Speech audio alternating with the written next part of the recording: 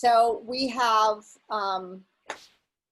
Elisabeth Mack from holisticcaring.com, and then we will have a little surprise with our chat fest, and then I'll have a raffle along the way, and then we're going to culminate with Ann Tumlinson, who founded Daughterhood.org. So, if everybody's ready, Christina, have I covered everything? So yeah. My love. Okay.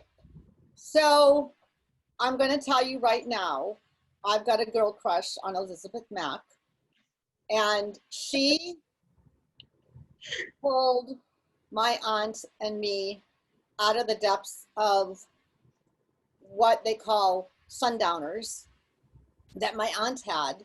My aunt was never on any medications for cognitive issues, although she had them. But we decided that medication was not the way for her to go. But through divine intervention, Elisabeth came into our lives, and Elisabeth focuses on cannabis and the help that cannabis brings to our loved ones. And she has many, many stories about what she has done over the years, because that was probably 3 years ago at least, maybe even longer. And I will tell you right now, when Elisabeth started to work with my aunt, it was Wednesday. I went to see my aunt Sunday. It was around 5, and we all know sundowners has that kind of effect towards the end of the day. And I'm sitting there and I can start to see my aunt having this, where are my keys? Where's my purse? I need to get out of here kind of anxiety. And I said to the caregiver, I think it was Orzine, Christine, and I said, get the tincture, the cannabis tincture, and let's try it. I'm going to tell you all right now, within 25 minutes. So how are you? How's Jeff? What's going on in the world? Totally back to who she was. We even, okay, so Elisabeth doesn't know this, but we even gave her little chihuahua that we got for her at 101. We gave the little chihuahua, who was 15 years old and just really kind of suffering and at the end stage of life, we gave her 2 drops of the tincture. I'll be damned if that little one didn't get up from her little perch and walk over to her food bowl and her water bowl, which she hadn't done for 2 days, and drink and eat some food. When so, you know, I'm not the, I don't have all the background on the medical side, but I have the real experience of what I've seen. And I actually started taking tincture as well. And it was all because Elisabeth stepped in, try this, let's do this, she looked at all the medications. Elisabeth Mack and what she does with holisticcaring.com and everything that has grown since then is a miraculous story. So please help me welcome Elisabeth Mack, the amazing. Yay. Oh, thank you. Can you hear me now? Yes. Yeah, thank you very much. And you have been a beloved friend of mine and supporter of all of my work and my mission for years. And I thank you, and I thank Daughterhood. And you know, I can't say what an honor it is to see real people, because I've been like pre-recording everything and just sending in, you know, a Zoom that's already done. So it's so nice to educate real people at the same time and to have true fellowship. So yeah, I look forward to educating all of you. I'm going to really just go through some information for you. Can everybody see my screen? Yes. Yes. Okay, cool. All right, well, I am going to go through some slides that will make it easy for us to talk about cannabis as a medicine and CBD coaching. A lot of times, you know, people ask, you know, is it medicine or is it a supplement? Should doctors be working with this? And the answer is all of the above. I like to call it coaching because, you know, it kind of is more of a neutral zone, you know, and instead of just saying that it's medicine. So, you know, let me share a little bit about me first. Again, my name, Elisabeth Mack. I've been a nurse for 34 years. I spent my first 10 in hospitals. 1996, I got my MBA and went into insurance companies, working operations and then eventually sales. What happened was at the end of 2014, December of 14, I crashed my bicycle, went out on leave to have surgery. I was running sales for Anthem Blue Cross at the time, been there a decade. I was at my chiropractor office. So beginning of January 2015, and I'm having a medical massage work on my shoulder after the surgery. And I'm like, this smells funny. What is it? She said, there's cannabis in the oil. And I said, I don't want cannabis. And she said, well, it's going to, work on the endocannabinoid system that you have in the healing, decrease the pain and the turnaround time to getting you back to functionality. And I said, wow, okay, sign me up and tell me more.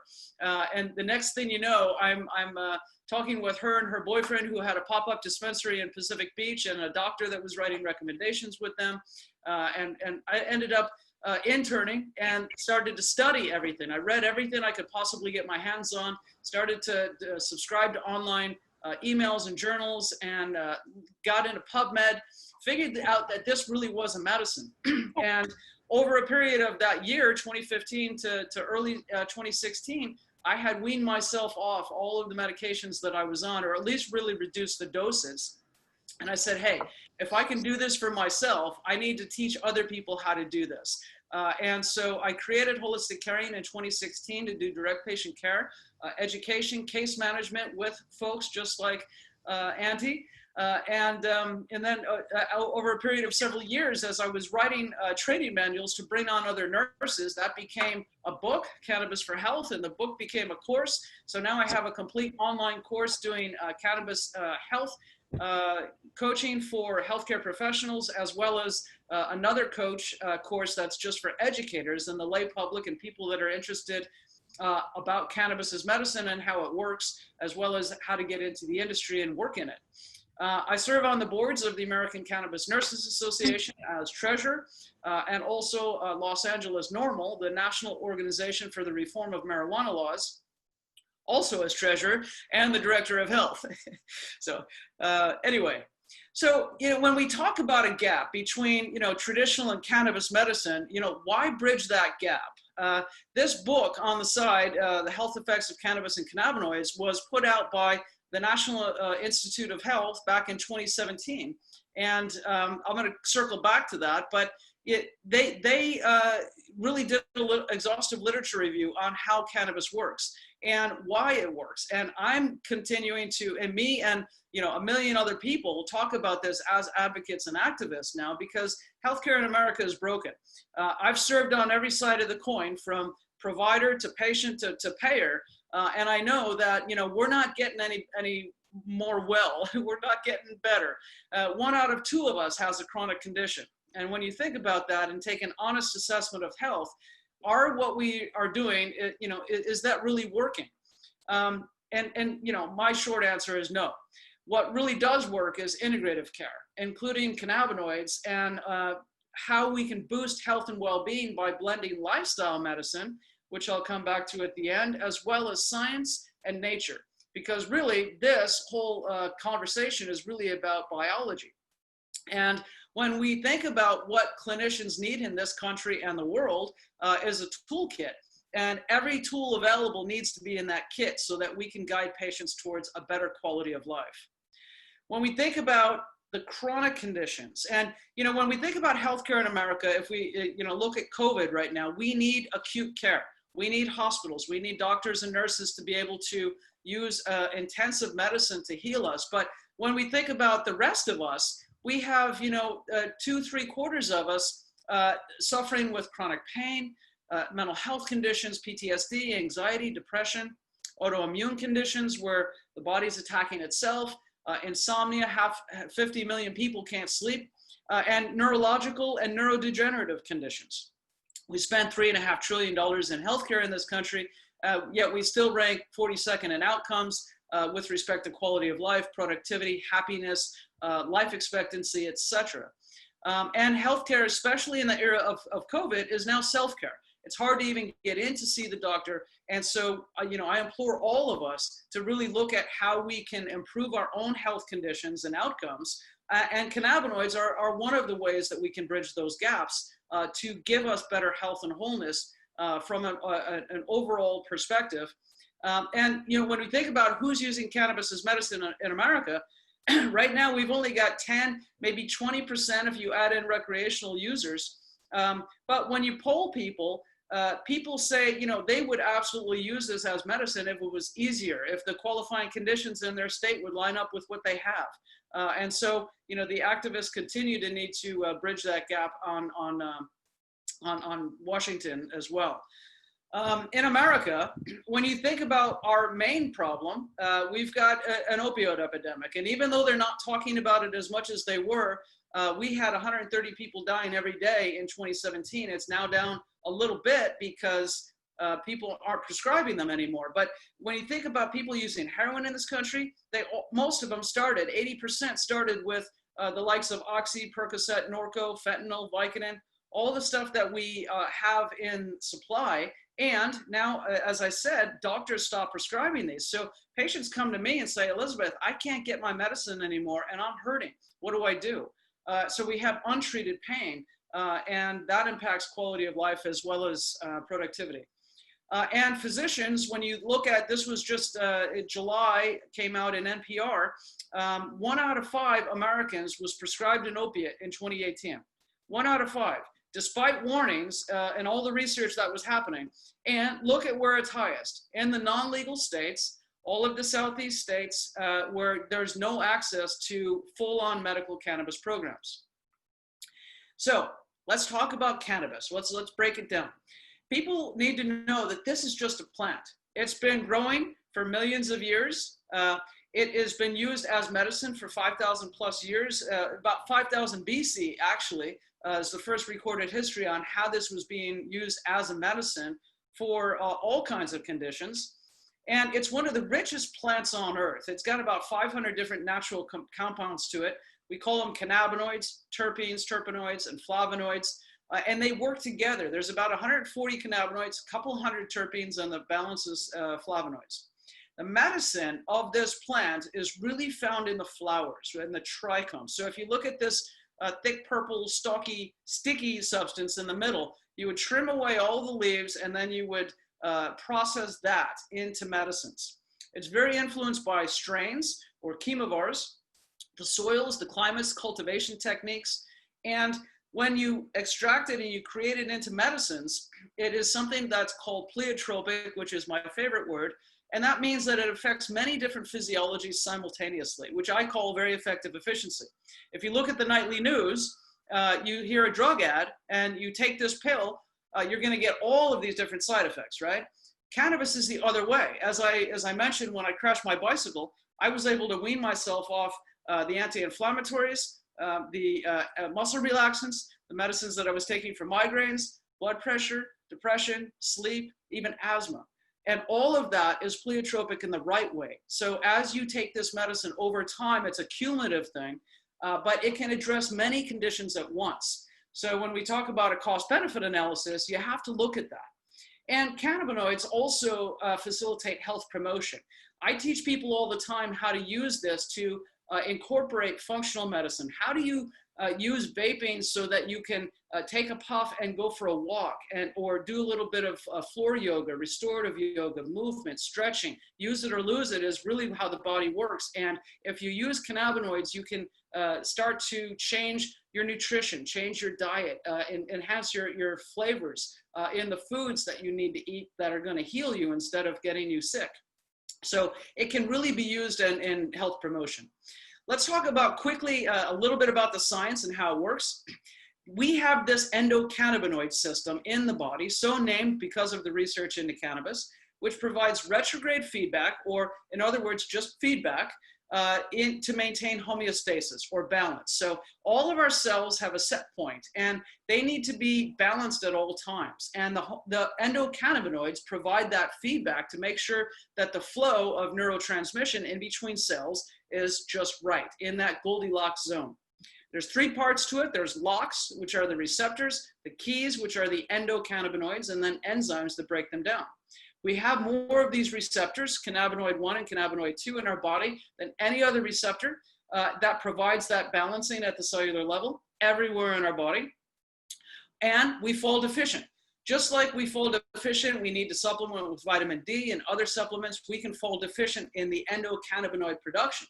They're made because we're eating really good essential fatty acids, omega-3s, proper vegetables, good fats, fishes, etc. We're sleeping right, we're meditating, we're praying, we're exercising, right? No, we're not doing any of those things, which is why we're in short supply with these. So when we think about the phytocannabinoids from this plant, we can supplement with CBD and THC directly mimics the endocannabinoids, activating these same receptors to bring us back into balance. So when we use that, we can correct the underlying imbalances. So CBD doesn't activate either one of those receptors, but it acts in about 50, 60 other receptors in our body, and it's very neuroprotective. It's anti-inflammatory, and it fine-tunes us back into healing. CBD also directly activates 5-HT, which is the serotonin precursor. That helps you create that antidepressant, anti-anxiety, helps you with sleep, helps you with pain, and really as far as the neurological and immune functions in the body, CBD helps to fine-tune all of those. When we think about all of the other physiologies and systems throughout our body, the endocannabinoids provide the fine-tuning. So it's like those have main volume buttons and tuners and that sort of thing, but the endocannabinoids are the receivers providing that retrograde signaling. And the easiest way to explain it is imagine cells going from that presynaptic to the postsynaptic, and there's a flow of energy. What happens if that flow is too high, if it's excessive, and we have inflammation? That the postsynaptic needs to send a message back, retrograde, to the presynaptic to say, adjust it, turn it down. That's literally what the endocannabinoids do. And when we're not making this, our body stays awry. It's not working correctly. The endocannabinoids, when they're not working, can be mimicked by the phytocannabinoids, like I just explained, and now we bring us back into balance, into that Goldilocks zone. It really is that simple. When you think about cannabis and CBD, it's just biology. So let's talk about cannabis as medicine and really what each one of these components do. So CBD, it's going to activate this system, and it really helps to promote anandamide, our own endocannabinoid, by limiting the degrading of the enzymes that break it down. So you're making anandamide right now. All of us, as we speak, are making these endocannabinoids. Otherwise, we wouldn't be alive. But the CBD, when you take that, it promotes the life of anandamide, because usually that's just alive for microseconds and then it's degraded. So CBD helps us keep more of that. When we keep more of it, it reduces the inflammation. It's really trying to always reduce inflammation in our body. So we're thinking about joints and muscles so we can move and we're not hurting, but also think about neuroinflammation in the brain. Think about the gut inflammation and all the dysbiosis that we have that's causing all of the other problems from our gut not working right. CBD helps balance all of that. CBD also quiets our nerve distress. So when we think about nerve pain, neuropathy, central pain, post-stroke pain, CRPS, all of these different kinds of pain syndromes, neuralgia, trigeminal issues, all of that can be quieted down by just CBD. CBD also helps a stress response to be healthy.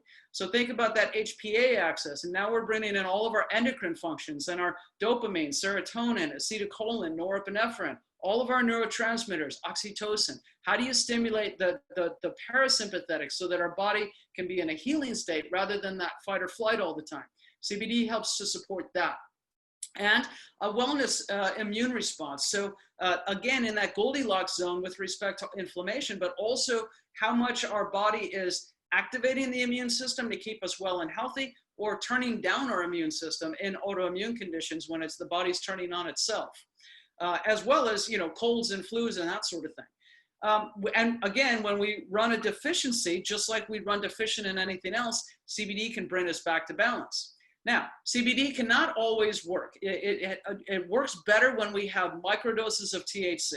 So THC, as I said, is what's activating the CB1, CB2 receptors directly. CBD can only do so much on its own, and the microdoses of THC really help it rise above.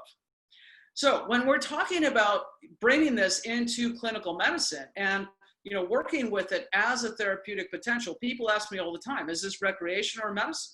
And it's both. It has to do with your intention, right? What is your mindset? Are you using these products to bring you back into balance as a medicine with low dosing, using tinctures and patches and topicals and transdermals and things like that? And what is the dose? Are you taking an edible at 2.5 milligrams just to activate the receptors, or do you want to take 20 milligrams to have a recreational experience, right? So it's all about that and incorporating it into a treatment plan. So in my work, and in you guys, all of you can do this medical process. It's very easy. Do an assessment. What do we need to work with here? Okay, what do we need to change? Let's now create a plan. Let's bring in what all we need from the traditional medicine side and how cannabinoids can also be in this treatment plan. Then implement them. And you have to evaluate and track, and you monitor and you adjust. And that's just like any other medicine. When you explain to people that this endocannabinoid system has to do with your basic biology, an Italian scientist coined the term eat, sleep, relax, forget, protect. And I've always loved it because it talks about how critical these endocannabinoids are to our functioning. So when you say that we can run deficient and now we can bring us back into balance, people start to lower their guard and say, okay, I'm going to look at doing this. I've had 80-year-olds who won't tell their kids they're using tinctures. And, it's like this, the stigma is huge. And when they realize that it's biology, they're like, oh, okay. Then you have to teach them about CBD and THC. The only phytocannabinoid that's intoxicating is THC. You could use CBD, CBDA, THCA, CBN, CBG, all of these different cannabinoids without intoxication, and even THC in very low doses without that. Then you teach about safe supplementation, starting points. Most people need 5 to 10 milligrams of a whole plant cannabis CBD once or twice a day. You hold that there for a while, like a couple weeks, and see what happens. Then you start increasing. Some people are going to need 100 milligrams a day. Some people are going to need 40. Some people are going to need an equal part of CBD, THC, maybe up to 30 milligrams a day. Everybody has their own personalized sweet spot.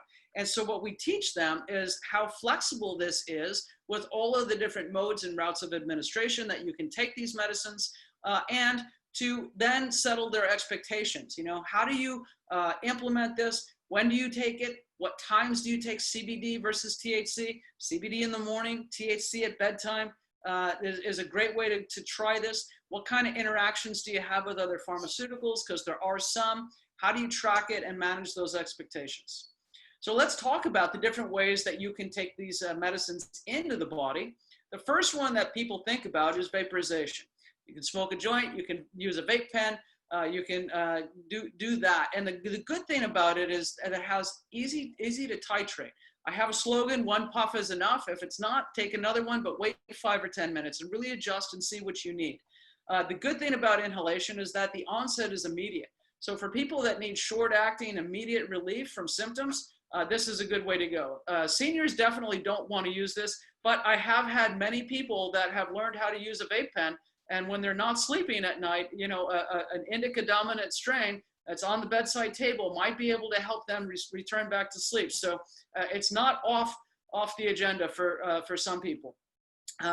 Edibles are the other side. So now we have a slow onset. It might take 30, 60, 90 minutes before you actually feel the effects of it, but we have long-acting pain management. So where vaporization is gone in an hour or two, as far as the effects of it, edibles can last 4, 6, 8 hours, even 10, 12 hours, depending on dosing.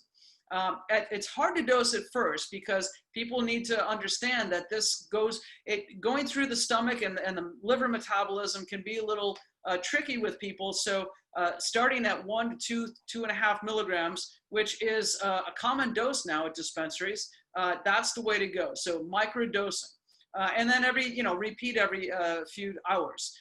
You can also do that in capsules, going through the same digestion. It works the same way as edibles. My favorite way, as Karen knows, is with a tincture. So we have a very porous oral mucosa in our mouth.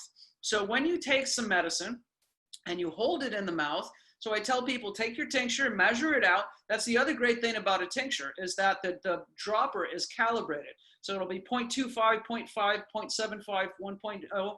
And you can then calculate the potency in that bottle and take the exact same amount of milligrams that you want and repeat that all the time, so you can have consistent dosing. But onset is in 15 minutes. You swish it into the mouth, hold it in there for 60 seconds before you swallow, so that it really penetrates through that oral mucosa. Most of it goes into the body. It has the highest bioavailability out of any of these. Then when you swallow, the rest goes through digestion. But it's a very mild effect, and it can last 2 to 4 hours. Usually people dose every 4, 6, 8 hours with a tincture. Sprays are a little bit more convenient. Some of the sprays are in liposomes. There are a lot. That's nanotechnology is very popular nowadays, and some of those are isolates, which I'm not a fan of because they have the highest drug interactions. So be careful when you're getting a spray, not to get isolates or nanotechnology, which is a little bit too much for especially seniors, because they have a very slow metabolism and absorption rate. So we don't want to use that. Concentrated oils, resins, waxes, vape pens. This is mainly for recreation, for the high potency stuff. And some people like suppositories. So for a localized approach, whether it's female issues, you can use vaginal suppositories, rectal suppositories, prostate, rectal, colon cancer. It's a very good way to medicate for that. And then topicals and transdermals give you a localized relief with the combination of CBD or THC. So my job is to teach people how to maximize the benefits, minimize the harms, and to use this page in a kind of an interdisciplinary way based on what they need, and they get to learn how to use it. The best part about cannabis medicine is that this is personalized. It empowers patients to be in the driver's seat and really dial in their level of control. As we look at these medicines on the screen here, I have a 1 to 10, a 1 to 1, a 4 to 1, and a 15 to 1. So that represents CBD to THC, but there's all of these other cannabinoids where people can learn how to use these and dial it in based on what they need, daytime versus nighttime. Obviously, higher CBD for day, higher THC for night. But the good thing is this is body, mind, spirit medicine. So physical, emotional, spiritual. It's not something that you're going to take and just have, a receptor activation like a single molecule pharmaceutical. No, over time, like take IBS. You're calming down the gut issues as far as the inflammatory process, but you're also quieting the excessive thoughts and the worrying in the mind that is triggering the gut to secrete all of those things in the first place. So literally, when I'm talking about body, mind, spirit, I really do mean that. And there's no other medicines on earth that really heal as completely as these cannabinoids. I always like to give my patients tracking logs because, how do you know what to do and how to migrate along this process? Because if you're in the driver's seat, you got to have some tools to track this and see, what kind of modifications you need to make. So I always tell people 1 to 10, look at these gauges in your body: pain, anxiety, memory, focus. Are you becoming more sharp and clear and lucid? Because small doses, 1-2 milligrams of THC and some high CBD can help you do that. If you're getting too much THC, you're going to get fuzzy, you're going to get impaired and disoriented. Your mood, your smile, how easy and authentic can you smile today? And then we're going to look at you again in a couple weeks and see if that's getting easier. How productive are you? What are your energy levels? How much are you sleeping? Any blood pressure and blood sugar medicines, we want to be tracking that because we might have the opportunity to reduce some of those doses over time. So you want to be always adjusting this. And so, when I call patients on my weekly follow-up calls, we talk about these things, and then they can take this to their provider and say, hey, I don't think I need this blood pressure medicine anymore, or can we reduce the dose? So this gives them the tools that they need. When we think about preclinical data, and we are preclinical because this does remain a Schedule 1, we don't have clinical trials in humans that tell us exactly what it's doing. But in the lab, we're finding that neurologically, cannabinoids, both CBD, THC, the other ones, they can level out GABA and glutamate. So think about that push-pull in the brain chemistry, neurotransmitters. That can be evened out, and that's why Epidiolex, a anti-seizure drug, is approved, and that's a purified form of CBD made in the UK. Psychiatry. Now we're talking about our neurotransmitters, dopamine, serotonin. Can we modulate those levels so that this patient can find better health without the SRIs, the antipsychotics, and some of the other drugs that drug them up and give them a million side effects? We can over time work with that. And neurogenesis is regrowing brain cells. Neuroplasticity is new learning. Cannabinoids are proven to be able to help that. Again, stabilizing the immune response for autoimmune conditions, as well as metabolism. When we think about people with diabetes and cardiovascular disease, that's all about inflammation. Cannabinoids can really change that trajectory and give people better metabolic health. When we think about cancer, we might be able to inhibit angiogenesis, which is getting blood supply to that tumor. We can strip that away. Cannabinoids put that cell under siege where it doesn't get nutrients, and that will help it to shrink, triggering apoptosis, where that cell will turn back off, and also be anti-proliferative, stop that cancer cell from spreading out to other parts of the body. So that's all preclinical, but they're showing it works. Now, in palliative care, helping people to deal with symptoms, all the time I'm able to help people better tolerate chemotherapy and radiation with cannabinoids on board. You take the tincture an hour before the chemo, you're going to have a whole lot less nausea and vomiting. And that helps people get through treatments. And we can reduce pain. People have a lot of pain with respect to the tumor itself. We can reduce that. We can reduce anxiety, help people sleep. Alzheimer's. So this is, in the Salk Institute has proven that THC specifically can reduce beta amyloid plaques. It's not public knowledge yet because it's still preclinical, but I know that we can slow progression. That alone with neuroprotection from CBD that the government has a patent on as a neuroprotectant antioxidant can prove that we can slow the progression. We can give palliative relief, as Karen was talking about with Auntie, helping her be less anxious, less agitated, less sundown, better circadian rhythms, using THC at night, CBD in the day, helping people cope and their families dealing with that. Parkinson's, we can reduce tremors. Some people respond really well to oils. Some people are vaping. Some people don't have any relief from tremors, but maybe they reduce some of the rigidity and the spinal stiffness that comes with this, improving mood and sleep. MS, when we think about Sativex, the other pharmaceutical that GW Pharmaceuticals has on the market in 30 different countries, it's a 1-to-1 oil, half CBD, half THC, 2.5 milligrams each side. They are proving that it's reducing spasticity, interstitial cystitis, pain, and treating depression. And chronic pain, #1 reason people are looking for cannabis as medicine. You can turn down the nociceptive signaling. So THC will specifically tell the brain that there's no pain and to be able to boost the other pharmaceuticals' efficacy. So, and that is being opiate sparing. So we can wean people down off of the opiates using cannabinoids.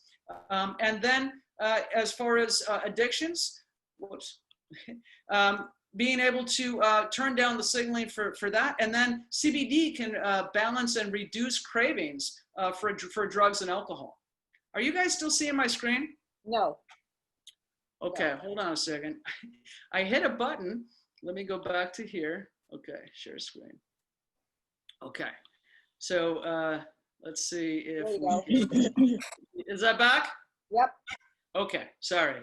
Yeah, so when we think about this treasure trove, we really need to double down, deschedule this so that we can study it in people and really figure this out.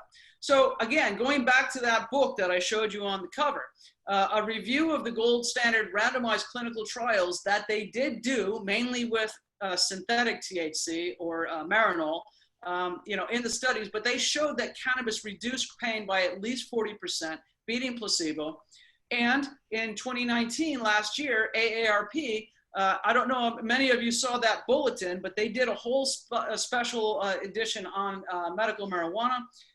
And they polled all of the adults that were going into dispensaries in Colorado that are 50 plus, and they're like, why are you using cannabis? Arthritis is #1, Back pain is number 2. Golf game is 3. Kidding. But 79% of those users said it helps. And so again, we're beating placebo. And you can find that in the AARP. It's still online. Lots of good data in there. So remember, people are going to take something. When we're looking at this from a harm reduction standpoint, that's one of the best ways to see this, right? When we're looking at cannabinoids, we can know that we can save lives, 25% less overdose in medical marijuana states. So going back to that opioid overdose slide and the map, in the legal states, we have less people using them. Cannabis as a medicine can reduce other pharmaceuticals, which can then reduce the short and long-term consequences of those drugs. Because again, it's not just you're taking a pill and you're well. No, it's causing kidney damage, liver damage, heart, GI, and other damages to the body. Cannabinoids don't seem to have harmful long-term consequences, but of course, you know, we don't have that clinical data, but, you know, other than 5,000 years, people have been using it. Give people the natural option. It may be a better choice for them. And, you know, as daughters, as clinicians, we need to really sit down and have a sane conversation with people saying, what is the risks versus the benefits, the side effects, the safety, the efficacy, and the cost? With respect to seniors, some of the top RX triggers, why they're taking medications in the first place are what? They're in pain, they're not sleeping, they're anxious, they get thought disorders as they age, and they're having, you know, nausea and trouble with their appetite, generally secondary to pain, to pills. And what are the side effects from some of those pills? Well, people are taking Norco or some kind of pain medication. It's going to constipate them. They're going to be lethargic and disoriented. Xanax, Ativan, all of the benzodiazepines trigger memory loss as well as falls. It makes it very unsafe for seniors. Ambien, dizziness, confusion, daytime issues as far as confusion sometimes. And then Seroquel, you know, Seroquel, Risperidone, all of these antipsychotics now that are being used for seniors for dementia, it's really tragic. People call me and say, you know, I don't want my mother on this. There's a black box warning that says sudden death can occur or a stroke or a heart attack. What else can we do? Well, when we think about cannabinoids, I'll just talk about some of my clients.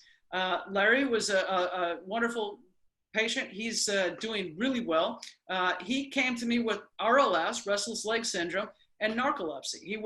He couldn't sleep during the night, and he was sleeping all day, couldn't stay awake. He was taking large doses of this pramipexole, but we instituted just a simple CBD in the morning, THC at bedtime. That calmed his legs. He started to have normal sleep. It started to be a couple hours and then 4 hours. And then within a week, he was sleeping 6 to 8 hours. And then that held. And so over a period of months, we were able to quarter the dose of the pramipexole, lower his blood pressure medicines. He became happy and joyful. His wife said he was back to almost like how she married him. Lorraine, one of my favorite clients, she just passed, but I got her on hospice. Got her off hospice. She was really nonverbal. She was not eating. So she had all kinds of issues: Seroquel, Ativan, morphine, Celexa. The list was crazy. Started one by one looking at those, working with her prescriber. You got to have the other person, other doctor on the other side looking at these, but got her off the Seroquel. Started to reduce the Ativan. Instead of 4 times a day, that was twice, and then it was once, and then we didn't need it. You know, over time, she gained weight. It was crazy, but 2 months into this, she was asking to toilet again, and she had been incontinent for 6 months prior. She was calm. She was not crying out, and she lived for another couple of years. Burton, he had Alzheimer's. He was aggressive. He was sundowning. He was on Risperidone and Ambien. Again, just started some high CBD in the day, indica at bedtime. He started to not crying. He was able to stay at home until he passed. David, still doing really well. He had Parkinson's. He had tremors, rigidity, and neuropathy, which was really bothersome. He wanted all of the clinical trials. He was a molecular biologist. It was really fun to go through it all with him. But he, again, CBD, THC, 3 to 1. He didn't want any THC, so we just stayed with that. CBD gummies, he would chew a couple of those a day, and he got back to the boxing gym, which he was really wanting to do. And Pat, one of my favorite clients, she's had MS for 20 plus years. She was on at least a dozen pharmaceuticals. Again, the same kind of treatment plan with her. We used a little bit more THCA and some sativa silver, give her some THCA during the day, getting her energy changed. She had a very flat affect. And over a period of a couple of months, she started laughing again. She started to play games with her caregivers and was much more alive and awake and herself. So, you know, it can absolutely work in seniors. We really do need to worry about CBD and THC side effects, but not to the extent that people fear. CBD, the main issue at first is dizziness. And I'm talking with tinctures for the most part. When we talk about either jitteriness or fatigue, this goes to the biphasic nature of these cannabinoids. So small doses can be energizing and stimulating. Large doses will sedate. So always start at the minimum effective dose, just a couple of milligrams, and see what you get. Some people have a reduced appetite with CBD instead of THC. THC will make you hungry. So THC, again, dizziness. Now we can see some blood pressure and blood sugar changes, and they can be acute. So make sure that people are hydrated, make sure that they're fed, and taking something together with the THC. Disorientation can happen with high of a dose. Again, if you have a milligram or two, it should not be impairing. And again, same thing with anxiety. There are liver enzymes that metabolize all of these components, just like they do other pharmaceuticals. So I'll talk to people about grapefruit interactions. You really want to, be cognizant of anything that might be contraindicated with that. And again, all you do is start low and go slow, and you space it. So what we do is look at spacing it an hour apart from other medications. So take the other pharmaceuticals first, wait an hour or two, and then you can give the cannabinoids. And again, we start in ratios, right? So a 20-to-1 is pretty much all CBD. A 1-to-1 is something that you need to work up to. And again, there's dosing ranges based on what people need. But patience is a virtue, really. Just stick with it. I've got a patient that called me last month and said, I'm glad that I've been, really sticking with this for a year, because now I really, really notice it. And, there are times, 3-6 months, I was really frustrated. And now I see I'm just better. So that does help. When we talk about facility-based care, most of the time you want to keep your elders at home, but sometimes you need to get them into independent living or assisted living. For the Department of Health Services, this is a Schedule I drug. So any institution that's taking federal funds in any way, shape, or form doesn't want to have anything to do with this. So it's not allowed. Some of the independent living or assisted living are saying, we'll look the other way, but we need a doctor to write an order. Now that gets to be a problem, because how many doctors really want to learn this and write the order? You got to have a progressive, willing provider. Many of them are looking at this, and if they get trained, they'll do it. Independent living, they're treating cannabinoids like alcohol. So if it's a non-smoking, we're not talking about a joint or even a vape pen, they will allow that. So tinctures, topicals, patches, microdose edibles, those are all okay. Patients, they want access. They want to use this, especially people that have been using at home and now they need to move into independent living. They're looking for facilities where this is much more of a flexible rule, and there's no training at those facilities yet. I've got a complete training to train these facilities if they're ready, but some of them are just saying, they're waiting until Schedule I restrictions are released. Then there's the cost factor, right? I always tell people, we need to look at $100, $200 a month to really make this worthwhile for you, to approach this. Yeah, of course you can get an edible once a month and have, 5 milligrams. You can break that up into 20 servings, and that is pretty reasonable. It's one of the easiest ways to go. And a vape pen is also one of the most cost effective. But tinctures are, really where I find the sweet spot for most people. And so I'll tell them, budget $90 for a good bottle, 300 to 600 milligrams. And then the topicals and salves, also about $50 to do that. But in the long term, we're going to save money. Our country has already saved, Colorado alone has already saved $1 billion in healthcare costs since they implemented in 2014. And when we're saving dollars, we're also saving lives. Because remember, the #1 indication of people using cannabis is for pain. And so we're getting fewer prescribed doses of those pharmaceuticals. And then you can see the pleiotropic nature, because we're losing medications for pain, but also anxiety, nausea, psychosis, seizures, sleep, depression, etc. So when you're shopping for CBD and you're going to dispensaries and THC, study the menus online. Medical patients need to look for CBD options. If you see a dispensary menu and it's all dabs and wax and shatter, go to the next one. You need to find dispensaries that are willing to carry more of the medical products. Not all of them are, favoring that. Some medical dispensaries still exist, but you really have to look at the menus. Look for people that are carrying tinctures, topicals, patches, these types of medicines that really can be used as medicine. See if there's educated staff. They should be able to tell you how the medicines work. They're not necessarily, they're going to tell you dosing and that sort of thing, but they should know what they have on stock and how consistent it is. The other thing, that there should always be a certificate of analysis, the lab data on all of the medicines. And so the staff should be able to talk through that with you. And then as a patient and a client, or as a daughter, make sure that you're recording what works and what doesn't, so you don't repeat bad mistakes and learn what you really want, because you can get some consistency.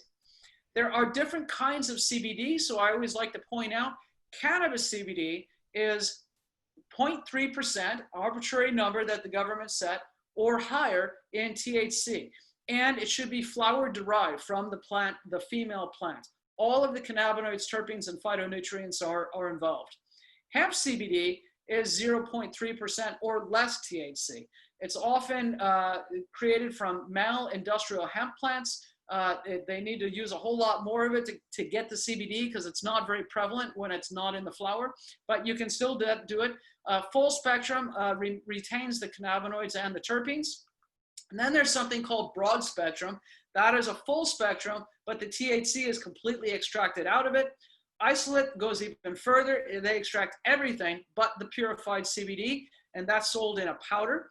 But then you can put that back into tinctures. And that's what they're making the nano emulsions and liposome formulas with, and the sprays. Athletes are using them for very fast recovery. Again, I don't recommend it to seniors.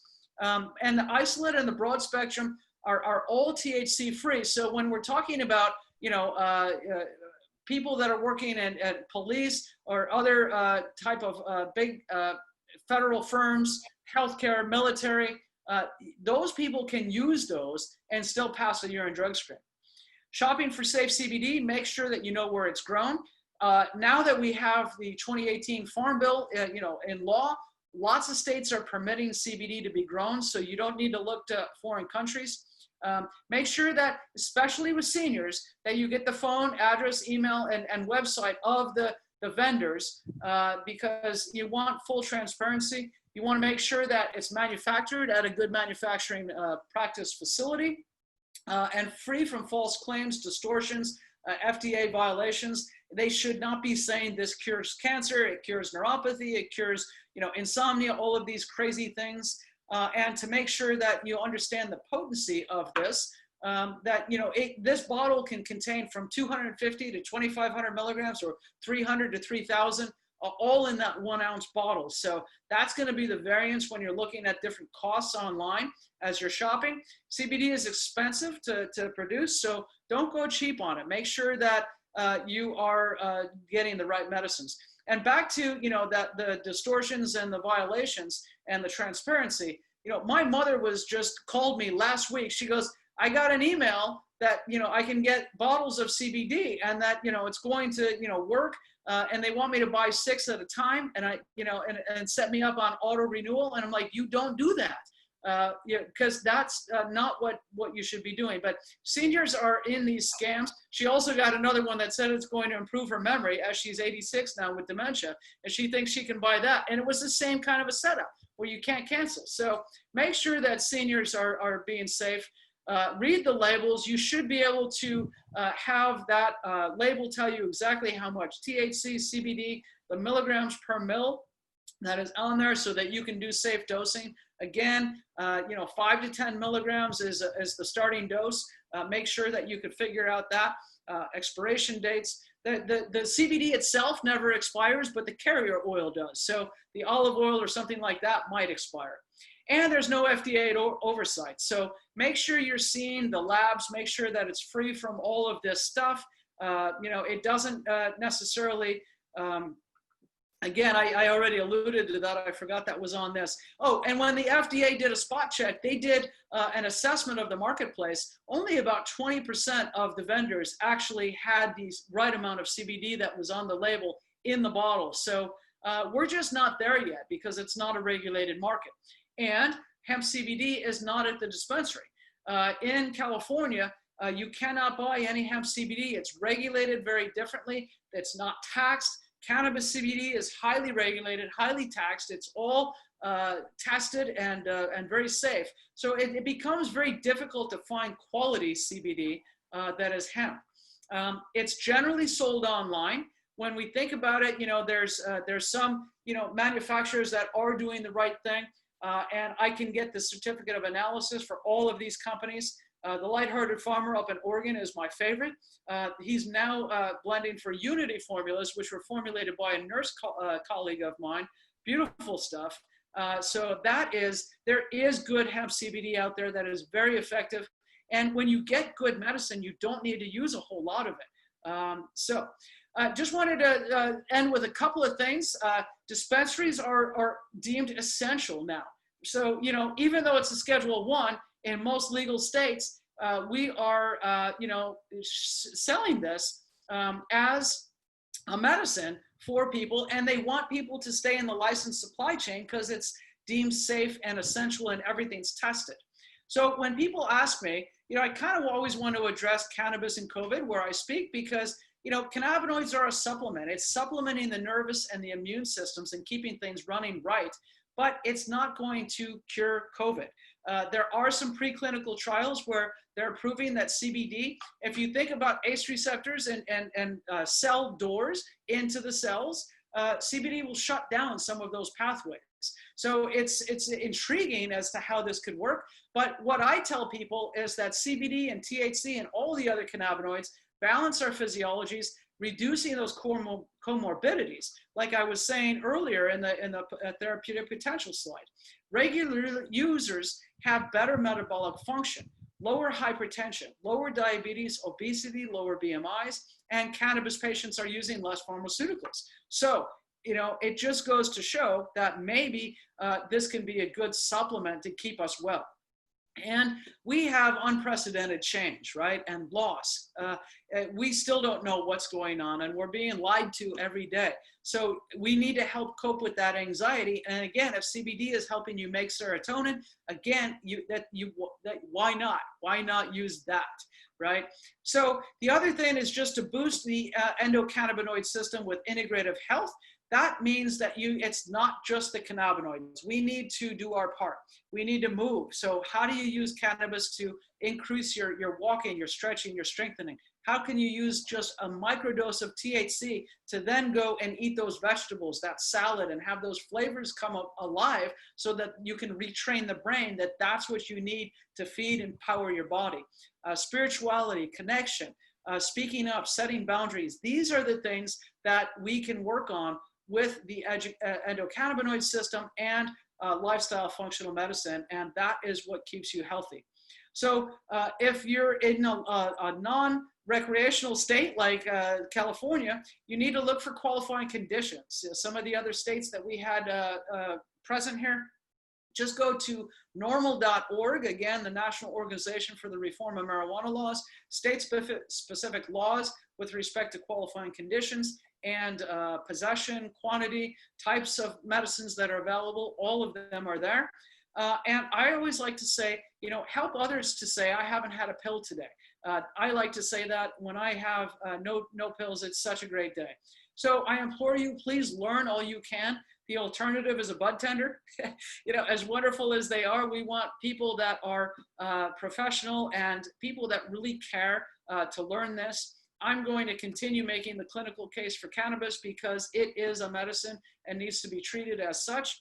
I'm training healthcare professionals. It takes a village. So I've created my cannabis coaching and licensing programs with a comprehensive 30-unit curriculum now. It's huge.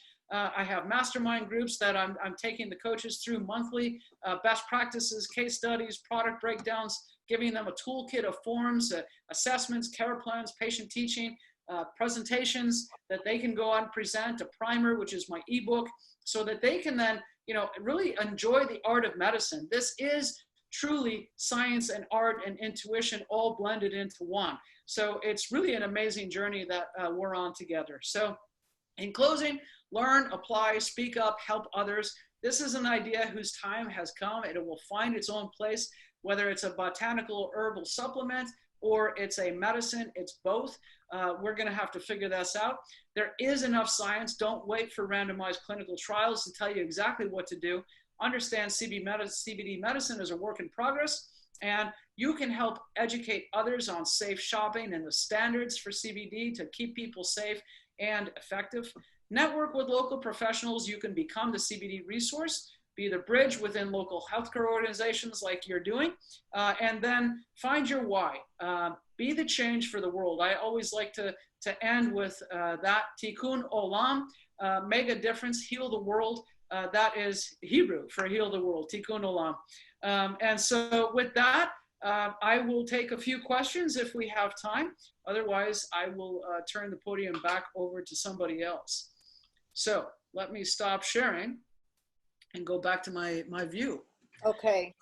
So now you know why I have a girl crush on this woman. Yes. So actually there are quite a few questions, and we'll try to get through as many as we can at 6:10. So we'll start with, let's see. Oh my goodness. Oh yes, that's the easiest thing. So let me put my email in the chat. Are we going to be able to share your slides, or would you just prefer email? Your email. I mean, with all of our speakers, we're trying to give them as much information as we possibly can through the presentations, but that's totally up to you about the slides. Yeah, I will share my slides. Okay. So Susan had a question. Susan Rowe, what do you mean when you say that the effect is cumulative? What I mean by cumulative is that if you stay faithful and you continue to dose CBD on a daily basis, you will find, if you have a good medicine, if you have a good full spectrum plant that is, you know, really balanced and well made, if you stay on that for 30, 60 days, you will find relief from symptoms. What I tried CBD, I took it for 3 days, it didn't do anything. That's not cumulative. If you take it, because when we're talking about reshaping immune issues, inflammation, nervous system, reconnecting the dots between our cells, now we know we need to be patient with this. So cumulative dosing will make the difference. Charlie, thank you. From Charlie Vargas, what is the definition of microdose of THC? A microdose is 1, 2, 3 milligrams. So like a Kiva little Petromint, it's 2.5 milligrams. That's a microdose. And so that is what people should be using every 4, 6, 8 hours instead of, you know, ever taking too much.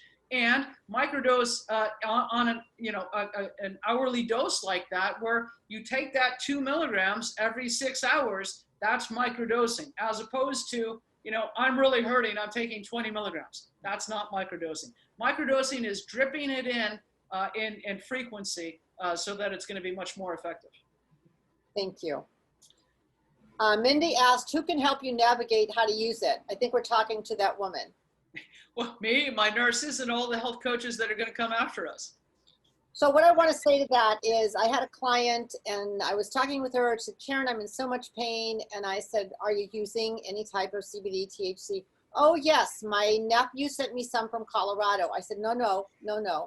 I said, you need to call this woman. Her name is Elisabeth Mack, and you can go through the process. And I remember her. I called her the next day. She got off the phone. She called you, and she was pain-free. That's all I'll say about that. Yeah, and with Zoom, I mean, I see people in every state. I have people internationally as well. We don't have to be limited by the people I can go sit down with. I want to address the contraindications. That's a good question. Are there any people that should not take it?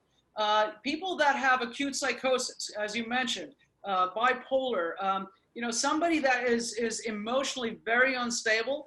I don't think that a good full spectrum CBD would be contraindicated. In fact, CBD is very antipsychotic. We're giving people with schizophrenia CBD in high doses and seeing efficacy. And as far as dementia, absolutely no contraindication. In fact, that's how we want to use it, because that THC is needed. Just CBD isn't going to do it for dementia. You absolutely need THC, but you start with a 20-to-1, a 10-to-1, a 4-to-1. And as they acclimate to THC, now you can start to use 1-to-1 at supper and at bedtime. So don't be afraid of THC for dementia. Psychosis, yes. Dementia, no. Just use very low doses. That was my question regarding the dementia. And I was specifically thinking about one that's alpha-synuclein based. Is there a distinction in your practice seeing the effects, whether it's no? I found it effective with all kinds, even Lewy bodies and some of the other, different kinds of dementia. Again, just a couple milligrams a dose is going to be effective. There is no insurance payment for it. Again, going back to that tincture, you need to budget about $100 a bottle.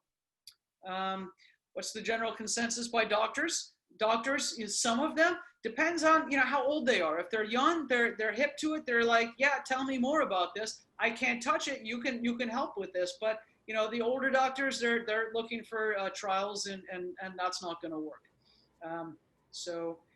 Autoimmune disorders, lupus, nephritis, yes, absolutely. It can help stabilize that.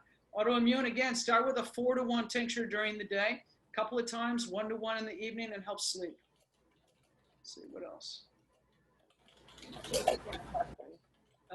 Fast temper cannabis. My preference, if you're in a legal state with like California, and you can get cannabis CBD derived from the flowers, tested, safe in the licensed supply chain, that's always where I start.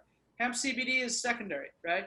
If I have somebody that's going to need to be taking drug testing, I'm going to be looking for a broad spectrum hemp CBD, but cannabis CBD for the rest. Do you work with any doctors that you can refer that are willing to write the prescription for someone living in an assisted living setting? Well,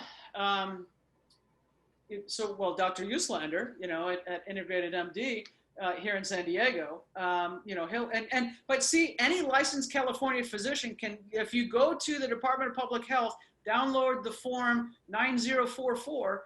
The 9044 is any licensed physician in the state of California can sign that form and put that in that patient's permanent record, and that is their recommendation to use it. So every single physician can sign that form. It doesn't need to be a pot doc. In fact, there's no pot docs anymore in California because they're all, there's no business anymore. Right. So Mindy, we will be providing a copy of the slides. And we will have contact information for you to email Elisabeth directly. And Diane Pierce, you said, I wish I still lived in California. As Elisabeth said, she works with people all over the country. She's worked with my brother in Massachusetts. So she works with people all over the country. Question from Jan Thompson, what's best, hemp or cannabis? I just answered that. Okay. Yeah, and I put a link to my website. That's my bio, my team. You can navigate through all the pages of the website, and consultation, $200, and that includes a follow-up call. So that's a 90-minute visit on the front end, explaining all of this to people, assessing them, looking at their medications, looking at contraindications, and people on Coumadin, you want to be cautious of that. Most of the other drugs we're pretty much okay with. you know, it's really worthwhile for that patient and that family to get a treatment plan. And then a couple weeks later, I do a follow-up call. So it's well worth the $200. I haven't raised my rates in years. So. Okay. So we have 2 more minutes. Did we miss anybody's questions? I think Karen, real quick, the very first one, I'm going back to Aaron Raskin's question. Okay to take CBG, CBD, CBDA, CBN throughout the day, separate or together? Yes, if you have a good full spectrum whole plant cannabis oil, you're going to get all of those together. There are, you know, new indications. CBG is very good for gut health. It's also anti-proliferative. It's good for cancer. So CBG, you know, colon cancers and really just IBS and Crohn's can be very beneficial. Again, going back to hemp CBD, thelightheartedfarmer.com up in Oregon has a beautiful CBD CBG blend that I use for a lot of patients with good success. CBDA, Miriam's Hope has a really good CBDA formula. And that is really good at low doses for anxiety. I use that a lot for kids. I have, you know, my youngest patient's 8, my oldest is 102. So, you know, kids do really well with CBDA, managing pediatric anxiety, and you can't go wrong. So CBN, you're going to use, you know, in the evening together with THC, but yes, you can use them separately or together. I bought it from Miriam's Hope, so it's all the hemp products that they have. There you go. Well, yeah, that's a good start. And, you know, I mean, just really, if you know any clinicians that are open to this, you know, send them to the website, holisticcaring.com, have them check out all the licensing programs, because I can't be the only one doing this. Me and my nurses, there's only, you know, a few of us. We need, you know, thousands of people to understand this. And I put together a program where everybody can learn and incorporate this into their practice. So senior care managers, you know, also really need to learn that all the people that are affecting these patients need to learn. So please help me spread the word on the courses and the licensing. Okay, so Elisabeth, one last question on that topic, because what are we looking at in terms of the rest of the country? Because it still is a Schedule 1, it's still monitored by federal. Like, what are we looking at in terms of across the country? How many states have now approved retail medical especially? Yeah, so 33 states have legal access to cannabis. So, you know, more than half of the, I mean, 33 out of 50. And we've got Idaho, South Dakota, Nebraska, Mississippi. There's ballot initiatives where it's going to be voted in. There's states that are turning from medical to recreational: Arizona, New Jersey, New York. Not New York. They didn't make it. New Jersey, Arizona. People are getting more and more access. And I believe, so the MORE Act, support the MORE Act. It just got suspended for the vote. The full House was going to take it up next week, but because of COVID and politics, they're delaying that vote. But the MORE Act is going to deschedule cannabis. It was sponsored in the Senate by Kamala Harris. So if Kamala gets behind this and you know, takes over the White House, just, you never know, this could be descheduled next year. So it's not too soon to learn. Elisabeth, this has been life-changing. So grateful to you, your brain, your heart, your soul, for being involved in such a beautiful way to help all of us to see that cannabis is such a beautiful herb that, you know, came to us in a way that's divine. So thank you so much. If anybody has any other questions, you have Elisabeth's email, and we will be sending out all this information to everybody as well.